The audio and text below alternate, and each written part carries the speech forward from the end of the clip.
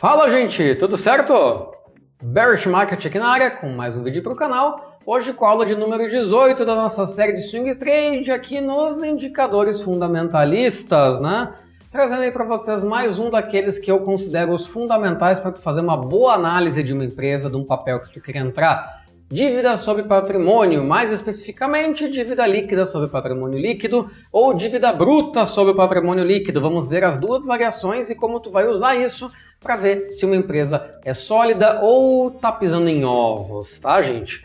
Então, para tu chegar até aqui, aquele beabá, cadastro na corretora, saber como comprar ações, assiste às aulas anteriores, são 17 já antes dessa, principalmente 1, 4, 7, 8 e 12, tá? Se tu não tem tempo de ver todas, pelo menos essas são fundamentais. Então pausa esse vídeo, assiste essas aí, depois vem pra cá. No mínimo essas, mas o ideal é que tu venha acompanhando a série para tu ter uma melhor fluidez da forma como eu separei para trazer o conteúdo para vocês, tá? Já fiz pensando na pessoa que está começando e tem dúvidas do passo a passo. Indicadores de endividamento, então, né, que é o que a gente está falando no vídeo de hoje, revelam ao investidor a origem dos recursos utilizados para alavancar a empresa. Porque quando ela se endivida, ela está alavancando. Tu está pegando alguma coisa que tu não tem para se projetar mais lá para o futuro, fazendo um cálculo de retorno que tu consiga pagar essa alavanca que tu usou. Então, uma empresa pode alavancar seu crescimento, tá, aumentando os seus lucros, mas também solicitando empréstimos a bancos e credores. Então tu pode simplesmente ter mais lucro do que tu planejou, ou através de empréstimos, né, que é o mais comum aí das empresas para poder se financiar e se alavancar para poder aumentar. Normalmente as empresas primeiro te alavancam para conseguir crescer. Algumas conseguem crescer e se alavancar, mas o mais comum é ocorrer um endividamento e muitas vezes o endividamento é saudável. Já vamos entrar mais no mérito disso logo mais adiante. Se as coisas não saem como planejado, um empréstimo contraído com foco em alavancar negócio não gera resultado, esses indicadores vão te mostrar. Então, se uma empresa pisou na bola aí e não teve o retorno esperado, tu vai conseguir ver e, opa, essa empresa aqui não dá, tem chance de dar problema aí. Então, dívida líquida sobre patrimônio líquido, gente, o que é? Calculado através da divisão entre a soma do endividamento de uma empresa e o total de bens e direitos que ela possui. Com o resultado, é possível descobrir quanto um negócio utiliza de capital de terceiros para financiar suas atividades em relação ao patrimônio dos seus acionistas, tá? Mostra se o patrimônio líquido da empresa será capaz de cobrir o valor das dívidas em caso de falência. Isso também é muito importante. Se a empresa está lá nos finalmente, tu consegue ver, bom, essa empresa aqui acabou. Tu já sabe, pelo menos, se tu vai ter condição de receber o que é teu de direito, tá? Como calcular isso então, gente? A dívida líquida de uma empresa representa a soma dos seus empréstimos e financiamentos após a subtração do caixa e equivalentes de caixa da empresa. Patrimônio líquido representa o total de bens e direitos que a empresa possui, subtraindo do total de obrigações financeiras e débitos, tá? O resultado é multiplicado por 100 para ser expresso em percentual. Vamos entender um pouquinho melhor, que eu sei que existem um pouco, às vezes, uns termos financeiros técnicos aí, que eu sei que não é bem acessível para todo mundo. Então, vamos lá, passo a passo, gente. Vamos dar um exemplo para ficar mais entendível. Imagina que tu deva 150 mil no financiamento de um imóvel, tá? Tu comprou lá um apartamento, tu deve 150. Teu patrimônio é composto por um carro de 50 mil e investimentos no valor de 30. Então, tu tem lá 50 mil de um carro e mais 30 mil em investimentos. Isso quer dizer que, se tu vender teu carro e resgatar teus investimentos, tu vai ter 80 mil para pagar aquilo que tu deve. Mas como a dívida do financiamento é 150, vai ficar faltando 70.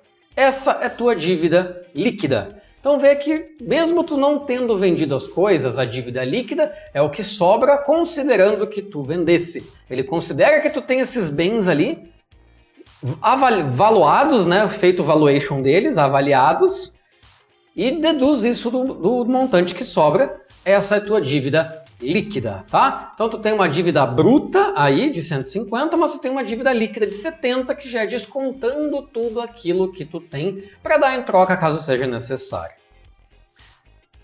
Dívida negativa, gente. Isso é um ponto que muitas vezes as pessoas se perguntam, vem lá nos status investing, no fundamentos, tá, mas o indicador aqui de endividamento está negativo, como é que pode? Suponha então que teu patrimônio agora é 170 mil, tá? Tu tem 170. E suas dívidas seguem sendo 150 mil. tá? Após o pagamento, tu não tem mais dívida e ainda sobra 20 mil. É teu esse dinheiro, tu já pagou tudo que tu deve e sobrou. Nesse caso, a gente pode dizer que a tua dívida final seria de menos 20 mil. Ou seja, o dinheiro sobrando é representado por uma dívida negativa. Tá? Então é por isso que às vezes tem o sinal negativo na frente de indicadores de endividamento. Quer dizer que se somar todos os bens e dinheiro em caixa, fluxo de caixa da empresa, ela tem mais do que ela precisa para quitar a dívida que ela contraiu. Então, contabilmente é considerado que ela tem uma dívida negativa. Tá, gente? Acho que agora fica um pouquinho mais fácil, né? Por isso, alguns dívida líquida sobre patrimônio líquido são negativos. A empresa tem mais dinheiro sobrando em caixa do que dívidas para pagar. Aí, dívida bruta versus dívida líquida, né, que é o que eu comentei antes. Se somarmos tudo que uma empresa deve, como empréstimos e financiamentos, encontraremos a dívida bruta. Vamos lá, mais um exemplinho para facilitar. Imagina então que tu tem uma dívida bruta de 5 milhões e um caixa de 2 bilhões. A dívida líquida é 3 bilhões. Se a empresa tem 7 bilhões em caixa, a dívida líquida é menos 2. O valor negativo indica que seria possível pagar tudo que a companhia deve e ainda sobram 2 bilhões para ela. Então, mesmo conceito, só agora sem descontar todos aqueles valores que a gente viu antes, tá? Só para deixar claro aqui para vocês. E aí, se sobra dinheiro, gente, por que ter dívidas, tá? Eu comentei antes no início do vídeo que tem a questão do endividamento saudável. Olha só, para pessoas físicas, dívidas são ruins, tu não tem benefício nenhum em ter uma dívida lá pendurada no teu nome. Já para empresas, gente, se bem controladas, podem ser saudáveis. Por quê? Quanto maior é a tua dívida, menor é o teu lucro líquido que sobra, porque tu tem que ir pagando aquela dívida. E quanto menor é o lucro líquido, menor é o imposto de renda que tu paga. Entenderam a sacada? Isso significa que, para as empresas, vale a pena usar capital de terceiros e ter dívidas. Ponto. Isso é o que o pessoal de contabilidade vai fazer a análise. Às vezes para eles é melhor. Estou tendo muito lucro, mas quanto mais lucro eu estou tendo, mais imposto de renda eu estou pagando. Então é melhor eu ir lá, contrair uma dívida, eu impulsiono o meu negócio e de sobra, com essa impulsão, eu tenho dinheiro para pagar isso aqui, está super controlado e como me sobra menos lucro no fim do mês, eu ainda pago menos imposto de renda. Então eu alavanco o meu negócio, eu pago menos imposto e ainda continuo com lucro para mim. Vejam que, se bem controlado, isso é extremamente saudável e a empresa se impulsiona para frente com muito mais velocidade.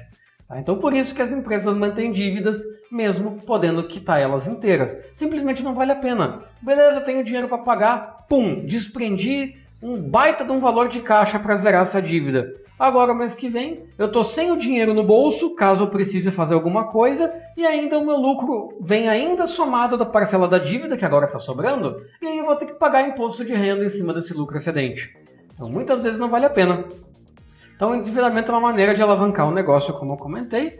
É claro que chega um ponto que as dívidas deixam de ser saudáveis, né, gente? Então, é isso que eu comentei. Precisa equalizar, é isso que o pessoal de contabilidade faz. Entendendo melhor o patrimônio líquido agora, gente, tá? Temos o balanço patrimonial aí, a fotinha aí para vocês verem. Patrimônio líquido é a sobra depois de usar os ativos para pagar os passivos, tá? Os ativos, então, gente, tá ali. Inclui os recursos da companhia, dinheiro em caixa, móveis, veículos, imóveis, contas a receber. Tudo isso aí do fluxo de caixa entra nos ativos. Os passivos referem-se às obrigações financeiras da empresa, financiamentos, empréstimos, salários, pagamentos a fornecedores e outros custos. Então é tudo que ela precisa pagar. De novo, entra o fluxo de caixa na jogada, tá? E aí sobra então o final do balanço. Ativos menos passivos, sobrou aí o patrimônio líquido dela, tá? Então tudo que tem entrando menos tudo que está saindo. Tu tem dinheiro para receber, mas tu também tem funcionário para pagar. Então todo esse mix aí te gera o teu patrimônio líquido, tá? No final aí da projeção. Vamos imaginar que a soma dos ativos de uma companhia seja 30 bilhões. Se o passivo for de 20 bilhões, o patrimônio líquido vai ser de 10. Ou seja, é fruto da diferença entre ativos e passivos, tá? Então, DLPL ideal, tá, gente? Quanto menor for esse valor, maior é o sinal de que a empresa é saudável financeiramente. Logo, quanto maior o índice, mais alavancada a empresa está, representando um risco para quem decide investir em suas ações.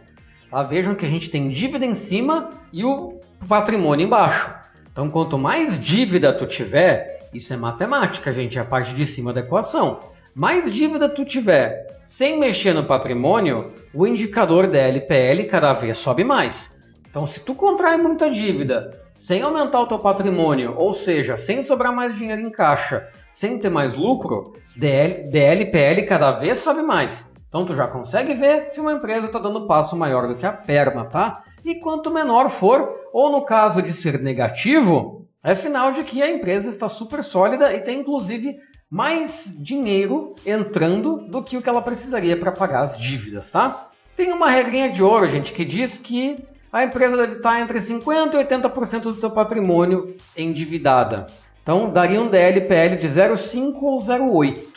Tá? Essa é uma regrinha de ouro que tem que ser avaliada caso a caso. Então, no máximo, 0,8. Para o Benjamin Graham, que é o investidor inteligente, sempre recomendo a leitura desse livro aí, tá, gente? É fantástico.